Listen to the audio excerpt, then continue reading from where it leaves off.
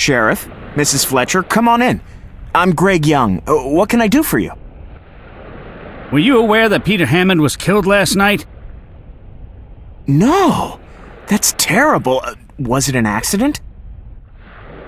I'm afraid not. Peter was murdered. He was working for you, right? Yes, he was. I'm working on a project researching the lobster population off the coast, and Peter was helping me gather data. How did you connect with him? I posted a flyer at the lobster pound, looking for a lobsterman willing to make detailed notes about the lobsters he was catching. Peter was the first one to answer the ad.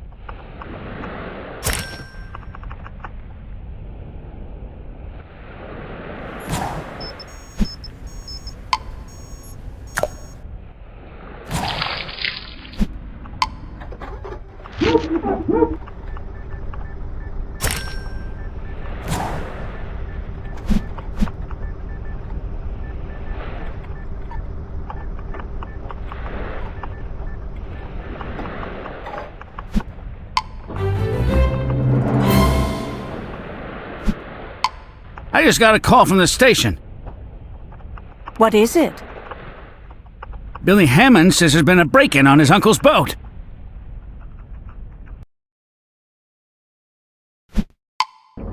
Okay, Billy, what happened here? Some guy broke in here and was poking around the cabin. He took off when he heard me coming. Do you have any idea who it was? Nah, I only caught a glimpse of him as he ran off. But whoever it was, he smokes a pretty nasty cigar.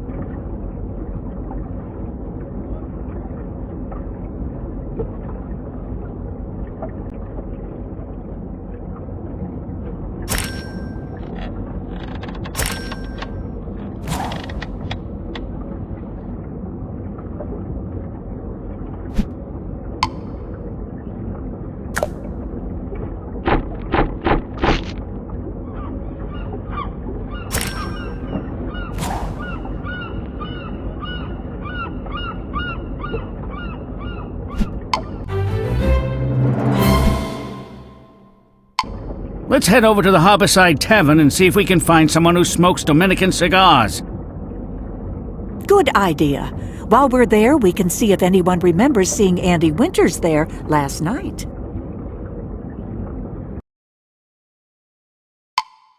Oh dear. Looks like this place has fallen on hard times.